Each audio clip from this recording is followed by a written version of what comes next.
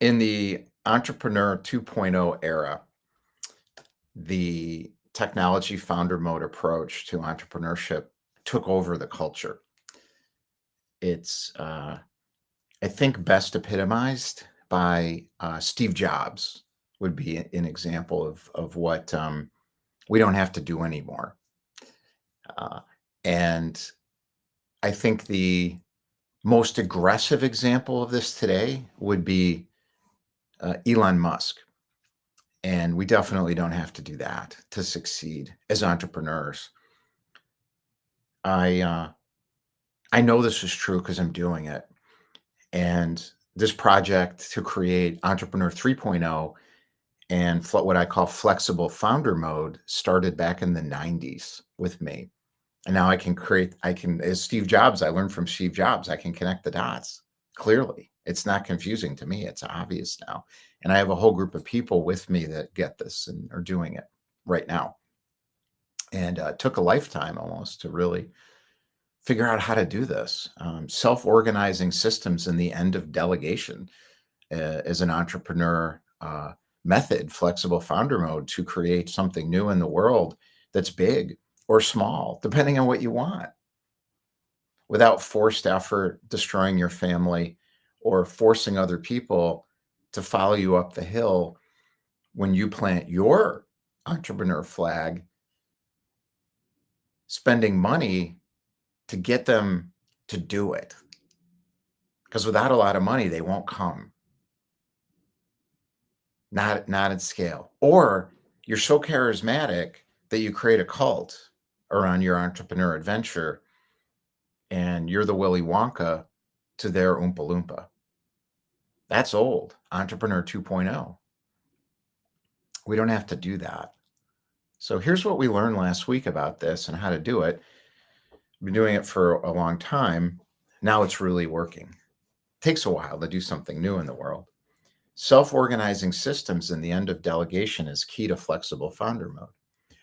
Flexible founder mode that came to me when I heard that Brian Chesky, the founder of Airbnb, did a rant. I'm not a big fan of rants. Usually when somebody does a rant, it's a projection from their opinion. I didn't hear it, but I read things about it from the industry, from people who were there. And I thought, this doesn't make any sense what he's saying. It's an old way of thinking, Entrepreneur 2.0, technology founder mode. This doesn't resonate with me at all. But what did resonate was why he did it, why he was triggered. His inability to work through his trigger is a limitation that he has. And that, in a way, corrupts the conversation of what he brought out, because now it's just a rant. That means it's an opinion. The term is bloviating, which is a strong projected opinion with conviction for hours. That means don't listen too hard. See what resonates with you. That's what I did with me. And I thought, what resonates with me? It's the idea of screw corporate. They don't get it. They don't. The financial people, the corporate people, the people who succeeded in the hierarchies of society and the elite do not understand what we're doing. And they don't understand what Brian Chesky's doing. They don't understand what Elon Musk's doing. They didn't understand Steve Jobs. They don't understand Larry. They don't understand any of it.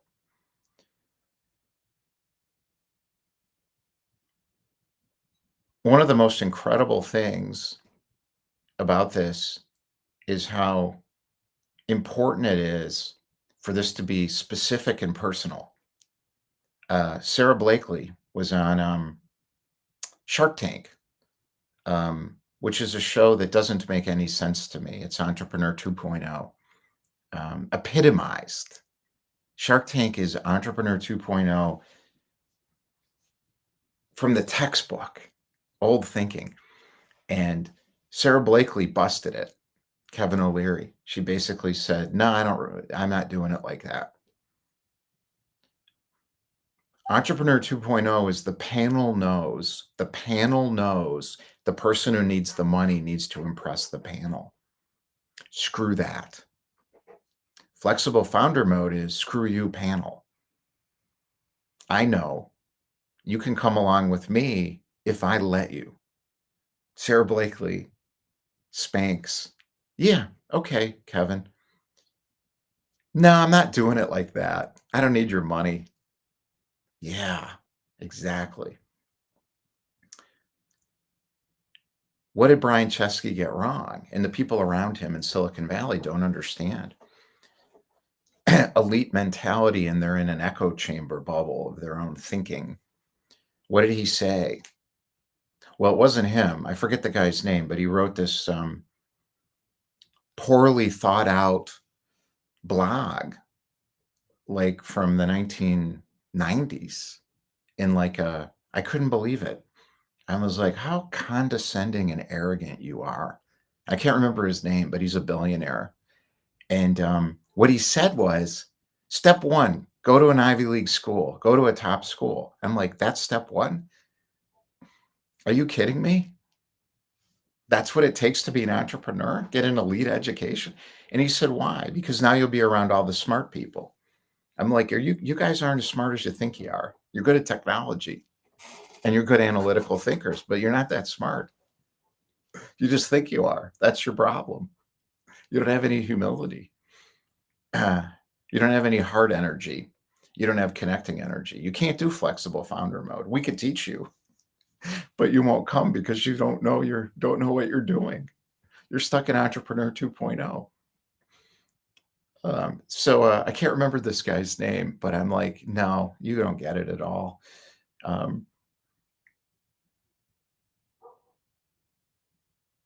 I was rejected by every hierarchy in our society, all of them. Law schools, medical school, um, foreign service, um, get a job in corporate, all of them. Every single one of them rejected me, and I tried all of them, and I'm smart. And I can't do the school. And so the idea, okay, so what's technology founder mode? Get into Harvard and then drop out. And I was like, wow, look at that.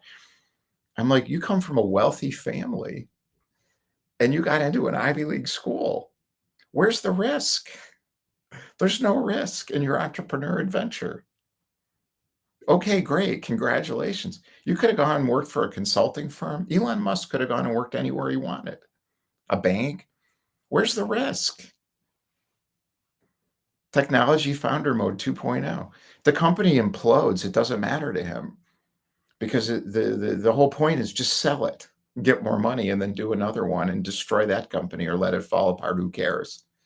What's the biggest difference between how it really works and what's coming into the world? Flexible founder mode, entrepreneur 3.0, care, don't care. The world divides to me in two categories. I care or I don't care. These people don't care. They only care about themselves and the people in their inner circles. They don't care about their impact. Obviously, you are what you do. I don't care what your opinion is. It doesn't make any difference. If you look at Sarah Blakely, if you look at somebody like Bill Gates, if you look at somebody like Larry Ellison, Mark Benioff, Warren Buffett, they care. They have real companies. And I think some of these founders in the early days, Google guys, they cared and then they didn't care. They took the money. Well, if you take the money and you disappear, or you let those people run it, technology founder mode, financial founder mode is just the money people taking over. Period. There was never any technology innovation involved or entrepreneurship at all. That's just buying a bunch of companies to extract money from them. In some ways, that's even worse because these are still vision people, these entrepreneurs. There's no risk in it. The risk is not realizing your vision, and that's pain. But you still got a place to live. You don't have to live at your mom's house. Okay. Like me, I would have had to live, I fail. I live in my mom's basement and she doesn't have a basement anymore. They moved years ago. There's no basement. It's a 1-story house. Well, 2-story house. They added a addition, second floor. I didn't grow up poor. I grew up without a trust fund. And I grew up with, no, I didn't get into Harvard or any of them. So I got to go do business development and sell door to door and blah, blah, blah, blah, blah. That doesn't make me great. It makes me real. Real risk. And I've taken real risk my entire life because of all these transitions. That makes me invincible and allows me to do flexible founder mode. So here's what we learned last week about, or this week, about self-organizing systems and the end of delegation. What we discovered or uncovered, again, I've been doing this my whole life, so now it's getting very advanced, is how much energy is lost. It's about energy. Everything's about energy at the end of the day. Trying to motivate, manage, or maintain systems that no longer serve your path. And we talk about what replaces them. That's what I'm going to talk about, what replaces them. So what do I mean by this? If I have to motivate you to follow my vision, I'm losing energy doing that. That's technology. That's 2.0 stuff. Steve Jobs trying to get everybody to follow him. Let's go take a walk. He's trying to convince people. Larry Ellison, same thing, trying to convince people.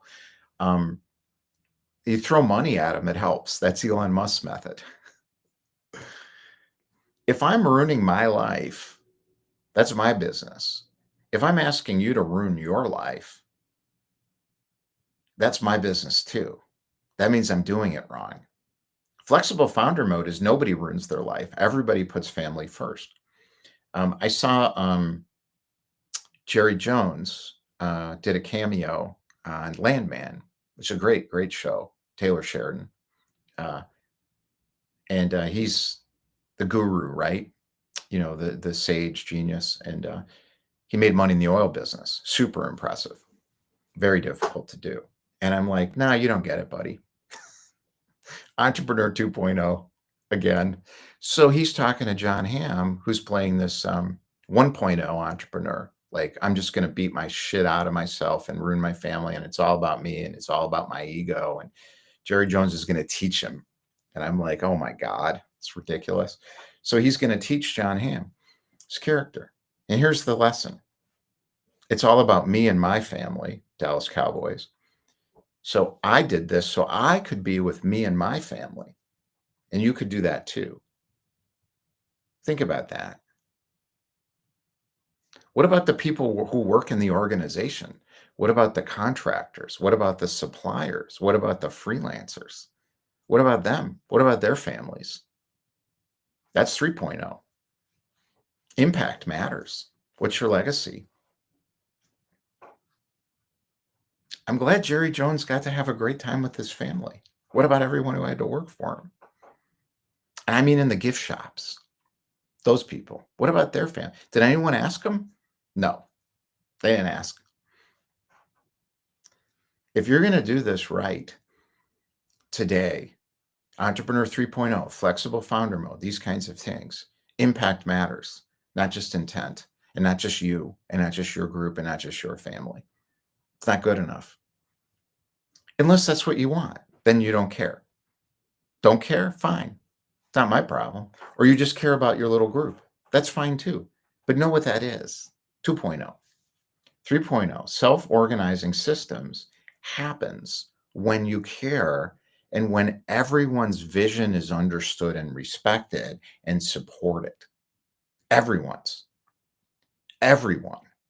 It doesn't matter if they're getting paid or not. I'm not paying any, I'm paying one person. I got a whole group of people around me who are incredible and really good at what they do, best in class. They could do anything. They're doing this with me. Why? Because it's about their vision, not mine. We have a shared desire. There's a difference between a shared desire, that's a vision for the company, for the world. It's an impact vision. It's not mine. Steve Jobs' vision was his. And then he brought other people into it. But then he had to get them to follow. He planted the flag, now follow. That's the old way. The new way is shared desire. What do we care about? Now, I set that as the leader of this, but it's a leader of a self-organizing ecosystem that was created in flow, through flow. How do you create flow? How do you enable flow? Everyone has to keep their own vision and know what it is. Everyone has to be responsible for their own vision. If people won't do that, it kills the energy and flow in the group. Hidden agendas kill this method.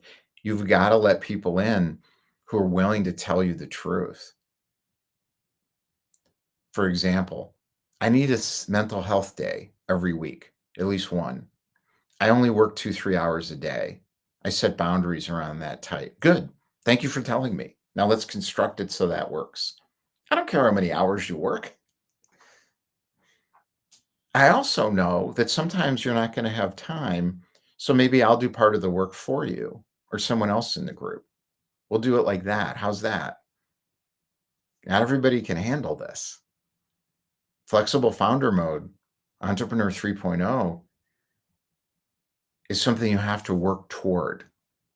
I've been doing this since the 90s. In my 20s is when I started doing this, experimenting with it, asking people, what do you want? How am I going to get it to them? How do I prove it to them? Some people didn't believe me. I meant it. Why? Because it works. Family matters first, has to be included. And you don't have a family and you want to work all the time, that's fine too, because that's what you want. So I'm like, great, you do that.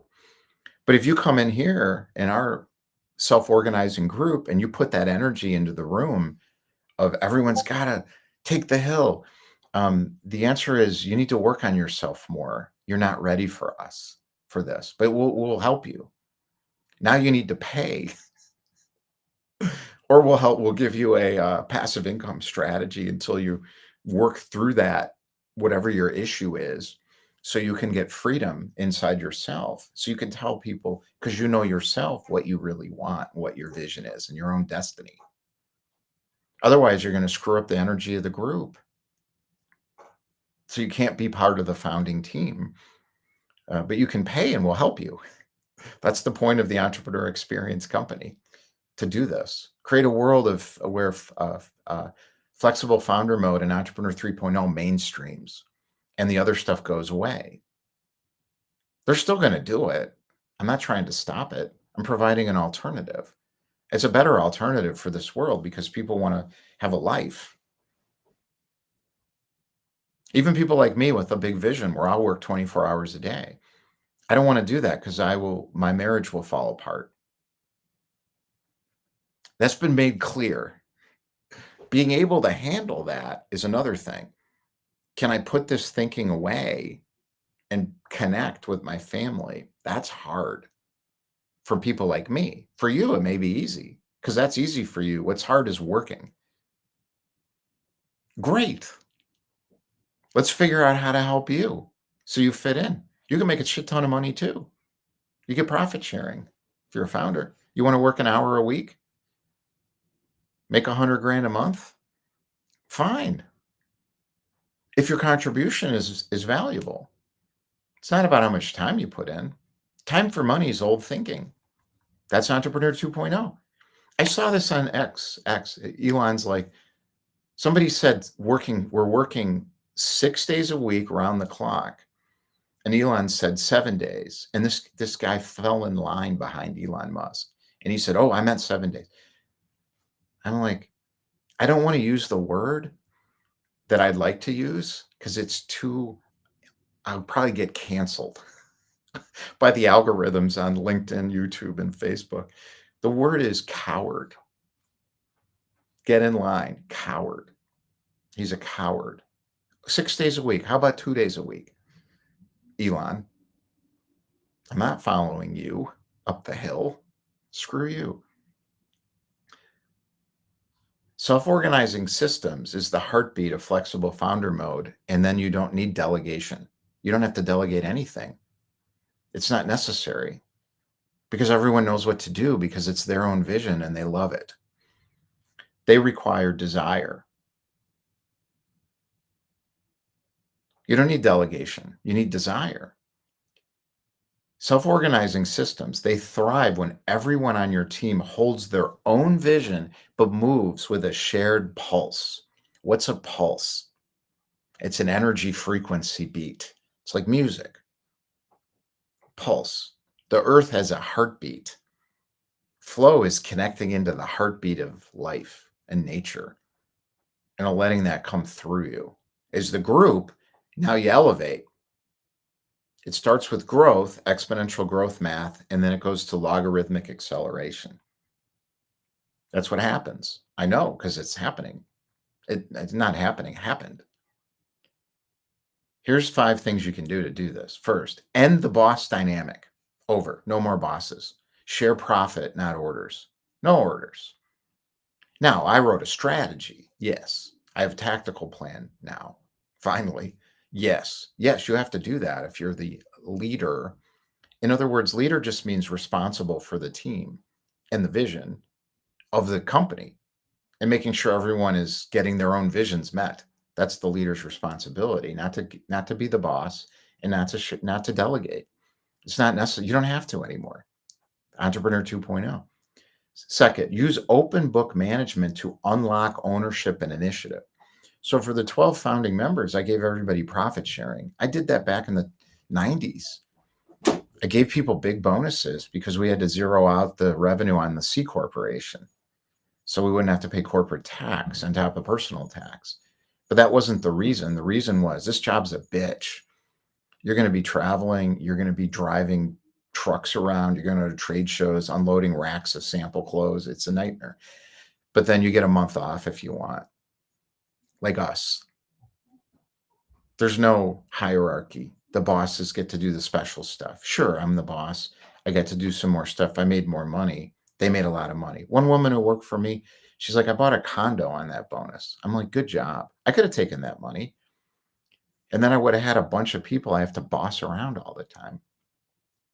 Third, build from agreements, not expectations. My expectation of you, because I hired you because you said you could do this, leads to conflict with you immediately. Now I got to figure out, are they working? Are they good enough? Can they do it? I have to have special meetings all the time. What's my agreement with you? Are you breaking that agreement? You said you cared about what we're doing, but you're not demonstrating that by the way you're acting. You're asking me to tell you what to do now. What happened? Our agreement was you're going to take responsibility for yourself and your own place in this system.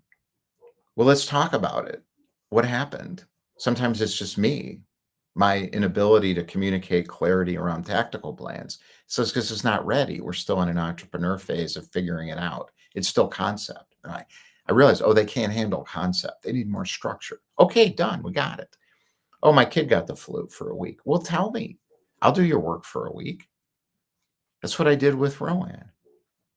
4, share your real-time thinking to attract the right contributors. I got to know my own vision and be honest.